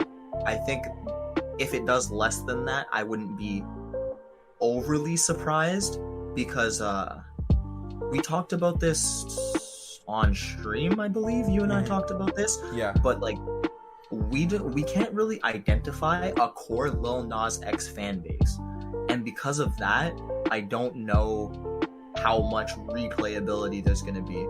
Sure, the like first couple day sales are going to be big, but after the first like 2 days, your sales really fall off, and it's just people who are like replaying and listening to your stuff still that like it. I don't know how many of the demographic is going to be there. That's true. One thing I'm really interested in seeing. Well, here I'll speak on the sales numbers, and then I'll say what I was gonna say. I honestly think he can do 60 to 70. I don't think that's out of the realm of possibility, honestly, for him. I've seen like Trippie Redd did what he's projected to do like 81,000, something like that. That was the last number I saw. Yes. Yeah. But like we mentioned when we talked about the album, all 4 albums count towards one. Like the shenanigans that his label did on, he talked about it on a Instagram live. Yeah, I know what you're talking about. Yeah, I saw it. The shenanigans that his label did, putting out 4 versions of his album on Apple Music, all of those streams count towards like quote unquote album sales. That it all goes towards one. Yeah, as far as I know, Lil Nas X doesn't have that going on. Yeah, honestly, when I heard that, I felt like Trippie Redd could probably do 100,000 then. You know what I'm saying? Like, he probably could have done 100,000 if they had just pushed that one album. Because if he had a whole bunch of little other albums that were taking away from the sales and the streams, it doesn't take away from the sales. I think you're misunderstanding what I'm saying. No, it all gets counted like together. Yeah. At the end, for the RIAA certification and the Billboard like streams, it all gets counted together. So those do count towards the sales. Okay. Well, I mean, Trippie Redd is like projected to do like roughly 80. So, and some people would say that Lil Nas X is more of a bigger star. I mean, I don't think that's a controversial thing to say. But yeah, I don't know. I think that is a little bit of a hot take. You don't think Lil Nas X is a bigger star than Trippie Redd? No, because like you and I both talked about, he has no core fan No, base. no. I'm not talking about I think fan he's base. in the limelight. Yeah, exactly. That's what I'm saying. Yeah, His album came out 2 to 3 weeks ago. It came out before Drake's and Things. If you're talking about like what numbers he's gonna, we already have the first week numbers. I don't know what it was, but we have the first week numbers. I thought you were talking about like what he's projected to do like this week. No. First week, wasn't because when they combined all the albums, was that the first week or was that the week after? I'm not exactly sure when it was, but I'd heard that he was projected to do roughly 80,000 when all those albums were combined. So I'm not exactly sure if that was. I thought that was first week because it's 81. Yeah, it's 81. He did do 81,000 album equivalent units. First week, right? He sold 5. Yeah, he sold 5,000 pure albums and 107.99 million streams first week. Yeah, it debuted at number 2. That's what I'm saying. Like, if Trippie did like 80, 81, I feel like Lil Nas X could do 60. You think that Lil Nas X can get a number 1 or a number 2 album? I didn't say sell on Trippie's level. I don't think he's gonna sell as much as Trippie. You said that you think he's a bigger star. Yeah, in terms of celebrity, yeah, he's a bigger star. He is. You need to quantify that, because how are you a bigger star but you're not selling more? Okay, hold on. No. You're misunderstanding what I'm saying. I'm saying you need to quantify it. Okay, so when I say star, I say... You mean that the media cares more? Exactly. I say someone who's in the public eye the most. Someone who's on the most late night shows. Someone who's doing the most interviews. Someone who's getting the most promo. Someone who's getting the most mentions on social media. I don't think that's a crazy thing to say. That's Lil Nas X, but Trippie Redd still has. Go ahead. Oh no, I was just gonna say, but Trippie Redd has a more devout fan base. Like people, like Trippie Redd's fan base will actually listen to his albums after week 1. So we don't have a definitive answer on who is Lil Nas X's fan base yet. You know what I'm saying? So that's why I think he could sell around the range, but he's definitely not selling what Trippie's selling. That's why I said 60 to 70. So the reason why I disagree, I disagree with the take is because the only reason why Lil Nas X is so popular right now is because he's currently riding a very smart marketing wave off of the Montero original album High. Mm-hmm. He's riding a very smart marketing wave, so you're seeing him a lot in news and media, but I do not think that we talk about him very much. Before Montero even came out, he was non-existent. No one was talking about him. But you gotta remember, that was because he had dropped like no music. Yeah, but people still talk about Trippie Redd when he's not dropping albums. Trippie Redd is definitely still talked about for his nonsense and the way he behaves on social media. But that was not dropping music. I feel like that was before. That was like really when he was like with Coi Leray, and he had the whole drama with not Coi Leray. Coi Leray. That was when it was at its peak, but maybe you're just not seeing it because now Lil Nas X has a bigger peak because more people are seeing it. But Trippie Redd is absolutely still talked about in media. What I'm saying is he's riding a current wave. He's on a current moment. Yeah. And the most indicative thing of that is the fact that both Sun Goes Down and even Industry Baby did not do the numbers or the headlining that Montero did, like the actual track. Okay. Yeah. And Industry Baby even had a Jack Harlow feature, and it was Kanye produced, and it did not do the numbers that Montero did, and that was just a Lil Nas X song. It was the marketing that they used, the very smart strategic marketing, and I think that because you're seeing him so much in your sphere, I think that's why you feel like he's so much bigger than he really is. I do understand that. So what did you say you think he's gonna sell? 50 to 60? Yeah, I think he's gonna sell like 50-60K. I mean, that's kind of like the range that I... If he does 70 or more, I'd be fucking flabbergasted. Yeah, if he does more than like 70, 75, okay, he might be using the robots. You know what J. Cole was talking about, the robots. Yeah, 100%. He might be using that, but yeah, I don't think he sells over 7. I kind of agree with you. Like he doesn't have that fan base that's going to, like, he doesn't have that rabid fan base that's actually gonna play his music over and over and over again after week 1. So I agree with you, but I feel like 50K is a little too low. That's what I'm saying. I feel like it's a little too low. That's why I'm saying sort of in like 60 to 70. But I mean, you know what? I thought 50K was low for Tekka. Then he sold 35.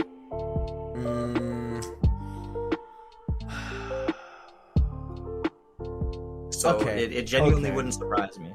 Yeah, I mean, hey, people's streams have been looking crazy nowadays. I'm not gonna lie to you, they have been looking crazy. Lobo, what did Lobo? He did like 15 or 16,000 on what was it? Was it Concrete Boys? I forget what the album was called, but the Michigan album. That album was Michigan Boy Boat. That album was hard too. Oh, sorry, yeah, it's getting interesting, but we'll have to see. Also, quick note before we move on. I want to see what a Lil Nas X fan show looks like. I want to see who's in the seats. Yeah. Okay, that's fair. Mm-hmm. His demographic has to be mostly women, right? Would you think so? I think so. I think that women in general would make up a larger percentage of his listener base than like gay men, because not every gay man is going to resonate with the content, but I think that he's a very his content is a very flamboyant type of gay male. Mm-hmm. If that makes any sense. Yeah. Like it's the more, because I think that there are a lot of ways that people express themselves independent of their sexuality. That's why you have like the stereotypes of the more butch or like aggressive gay people, and then you have the like more effeminate. Those are just archetypes. Like people are somewhere on a spectrum. I think that he falls more into that effeminate archetype, so he might appeal more to women. I understand where you're coming from. Yeah, that makes sense. That's just how I think about it. But I mean, I could be open to having my mind change. I'd be surprised to see who's in the audience. Yeah, I genuinely want to see what like a Lil Nas X show look like, and not like a festival, like an actual headline, 15-20 city tour. I'd like to see. But yeah, that's all I really have to say about this topic. Lil Nas X Montero. You got anything else to say? No. I think that the album is alright, and if you're interested, give it a shot, but I don't think that it's anything that you're missing out on if you want to skip out on this one. I'd give it a solid, like, middle of the range score, like a 5 or a 6. Okay. It's got some catchy songs. I like Montero and I like Industry Baby, but, like, if I had to really just look at the project overall, it's just okay. It's alright. I feel that. Can't hate that. From what I've heard, I'll give it like a 6.5 or 6. But yeah, nothing crazy, but it's not bad music. So yeah. Anything interesting you're listening to though, just in general? It's really been Drake, Tekka, Kanye, and Belly on repeat. I'm not even gonna lie to you. I ain't even gonna hold you. It's really mostly just been them on repeat. I have my like K-pop, J-pop music that I still listen to as well on the side. True. That's always banging. For anybody who's interested in that, YOASOBI just dropped a new song called Romance. Go check it out if you're interested into like Japanese, like techno type beats. That song is really good. And YOASOBI has released a song previously that pretty much everybody knows, but doesn't know that they know the song because they see it in TikToks and memes all the time. So yeah, go check them out because it's a banger. What song is it? I'm not gonna like tell them because it's not gonna make any like. Okay, the song is called Yoru ni Kakeru, which translates to racing into the night. So like me saying that name doesn't mean anything to you. Yeah, that's true. But if you hear the tune, you'll know. You'll be like, okay, I remember this from TikTok. Okay. Yeah, I'll go check it out. It's the one where the TikToks are like when me and my homies are jam into the song, but we don't understand the lyrics.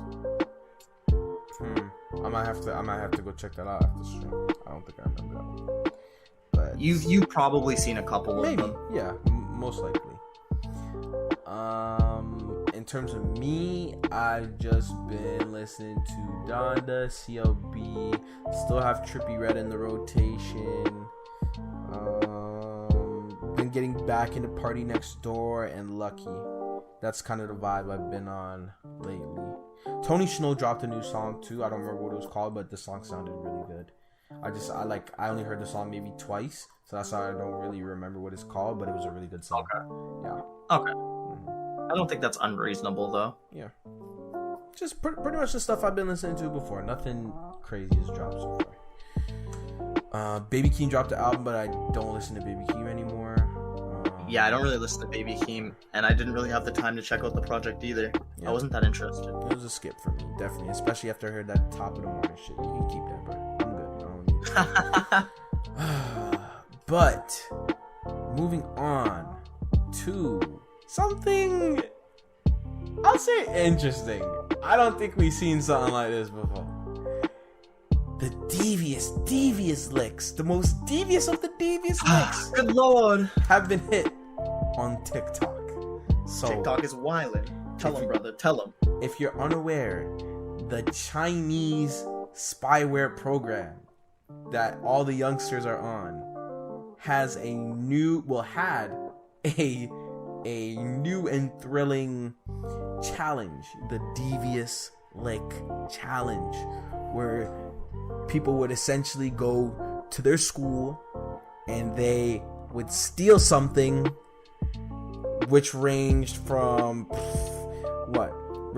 car doors in the parking lot to soap dispensers to hand sanitizer dispensers to I've seen a whole desk stolen. I've seen hey man, and this all ultimately built up to the most devious lick of all. A kid stole the keys to the school from the principal. I guess that he did this before school.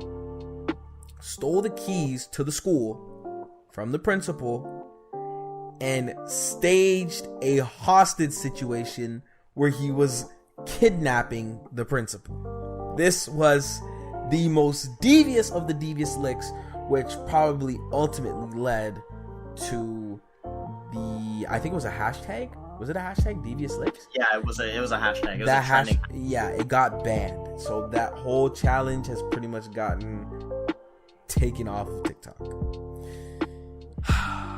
I mean, this is crazy. Like, it's so wild how a challenge can really just like cause this much trouble.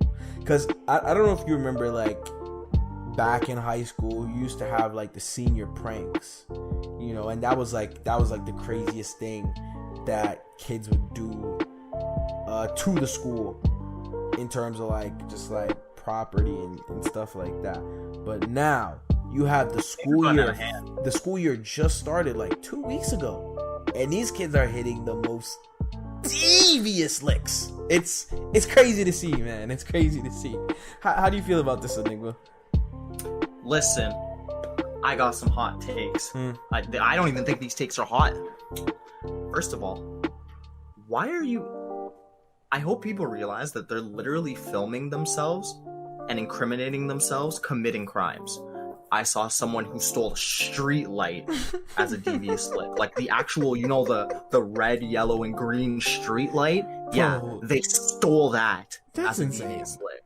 That's crazy. I saw people who were like vandalizing property and showing their faces in videos. I saw people who were stealing property and showing their faces in videos and posting it online. So honestly, I think that the devious lick like hashtag getting banned was really necessary, because these kids were just putting themselves, because it's a lot of young children. It's like high schoolers, some middle schoolers, but mostly high schoolers. Yeah. They're being allowed to put themselves in such dangerous situations at such an early age that are really going to come back to bite them. So I'm glad that it got hit, because I think that it's a little out of hand. It was kind of ridiculous. Like you said, they tried to stage a kidnapping for the of the principal. They locked the man in the school. Bro, like that's serious. Like that's jail time, bro. That's actual jail time. Yeah, no, those are literal criminal charges. Like, I don't know. I feel like it just feeds. I'm not surprised that this is a challenge, honestly. I honestly feel like we live in the combination of a Boondocks episode and Black Mirror. I really feel like that's the timeline we're living in. Because, like, all the stuff that they make fun of in Boondocks, we're doing. And all the things that are happening in Black Mirror, we're doing. So it really just feels like we're living in that timeline. And it really just, it speaks to the clout culture that we built, where as long as you can top the last thing that's been done and people just find it crazy or wild or just interesting, and they do whatever sharing mechanism is built into the platform, it's gonna get wilder and wilder. I remember at one point people were drinking Listerine out the bottle. Oh my god. You remember Tide Pods? Yeah, Tide Pods. You remember when people were licking the toilet seats during Corona?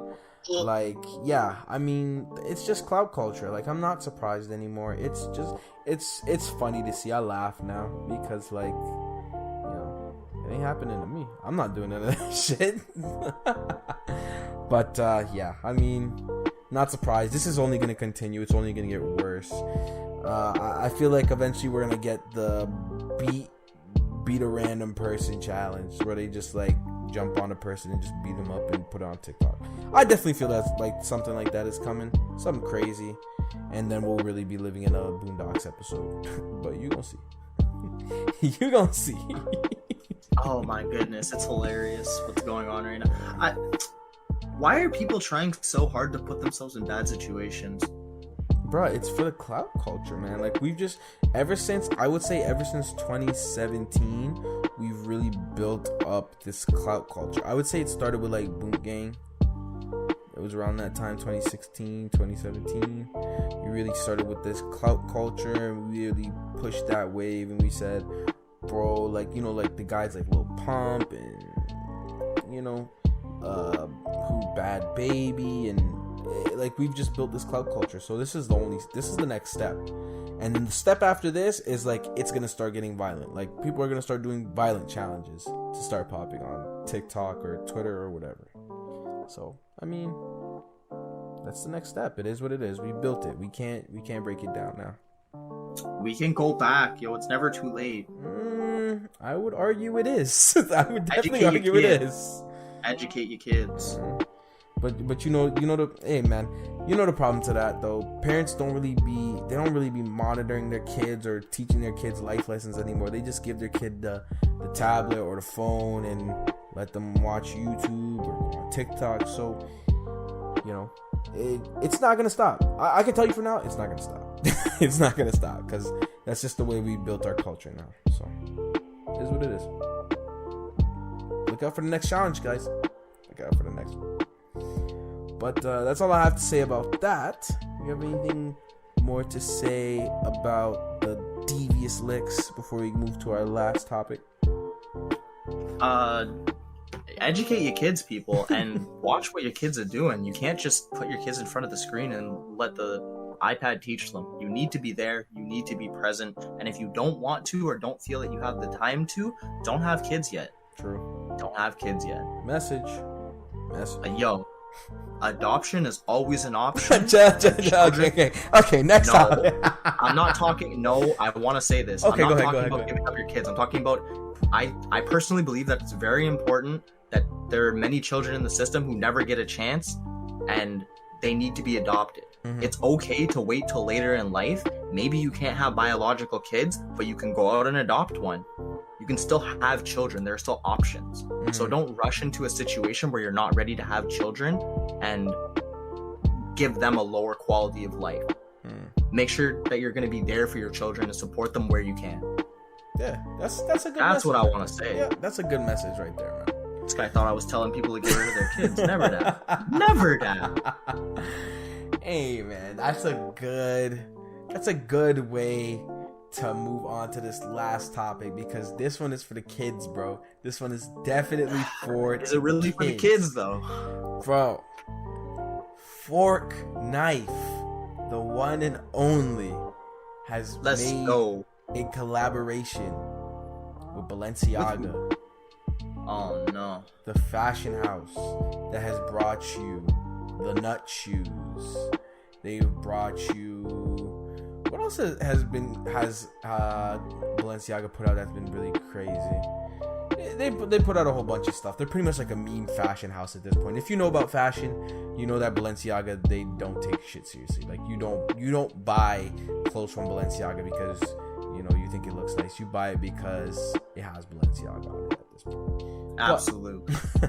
Regardless, FORTNITE has teamed up with Balenciaga to drop a special limited edition collab where they put out, it was denim jackets, they put out hats, t-shirts, hoodies, and this was all culminated by, they put out a few skins in the shop. Low-key, I might actually go buy some of them.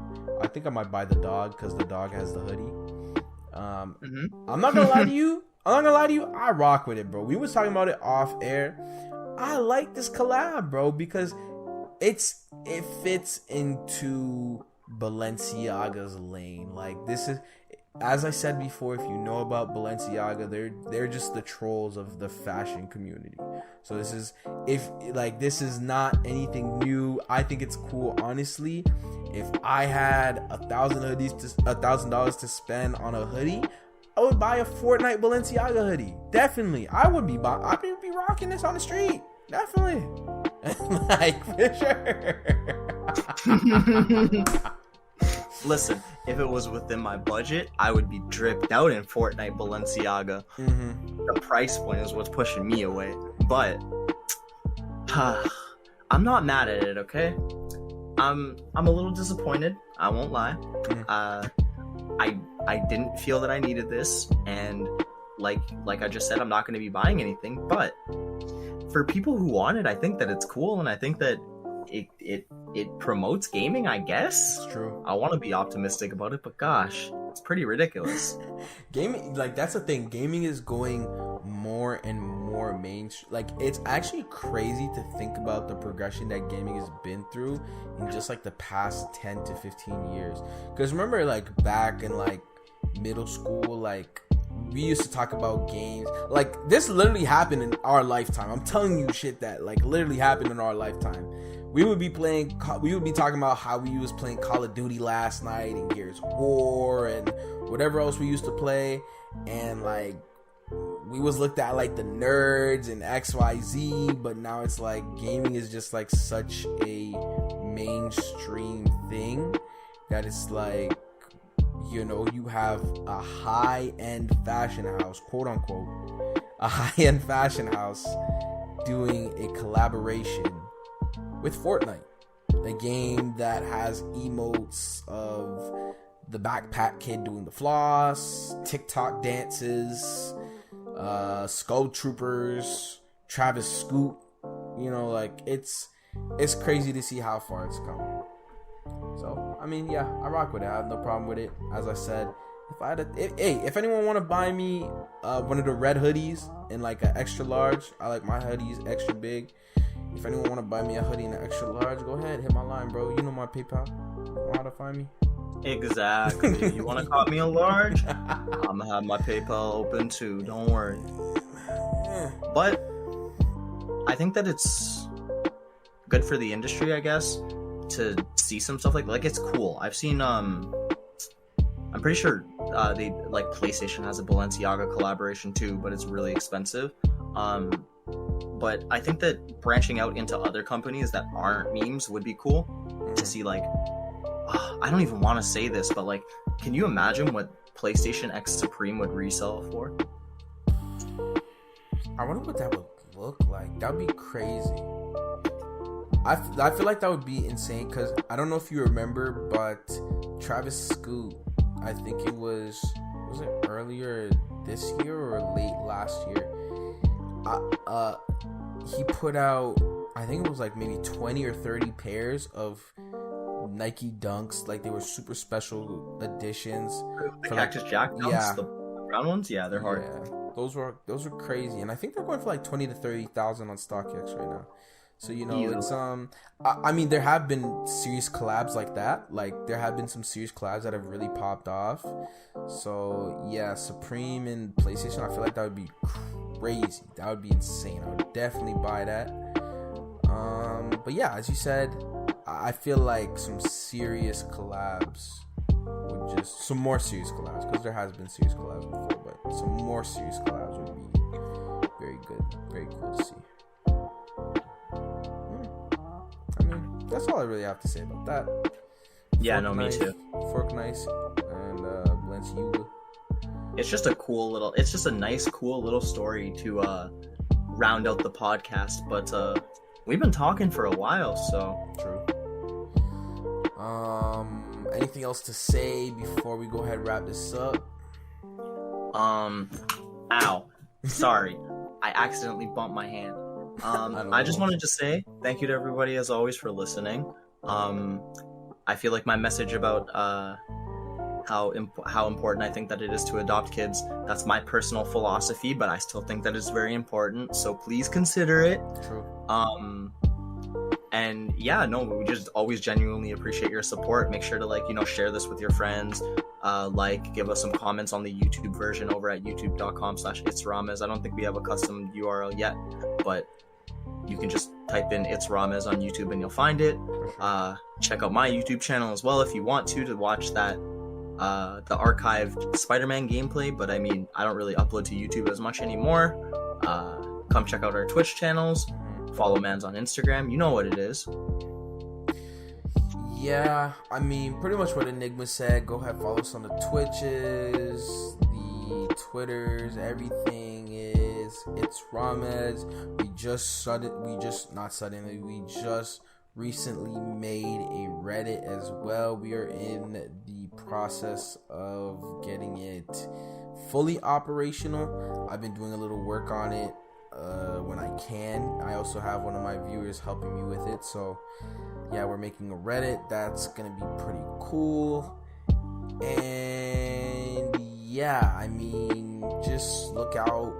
I have more videos. We drop a video consistently now. At least one video is coming a week now, so that's good. And yeah, man, thank you for everyone that rocks with us. Thank you for everyone that listens to the podcast. Thank you to everyone that comes through to our streams, that likes everything we drop on Twitter, the TTs we have on Instagram. I'm gonna be posting more TTs, bro, trust me. And oh yeah, you don't want to miss out on those. Hey man, we love y'all, bro. We love y'all. I say it every time I stream and every time we get on here, but we love y'all, bro. Every person that tunes in, everyone that leaves a comment or a like, we love you guys. So thank you for everything. This has been episode 11 of Ramehs Radio, Podcast People, Podcast Universe. We are now checking in and we are checking out. Peace.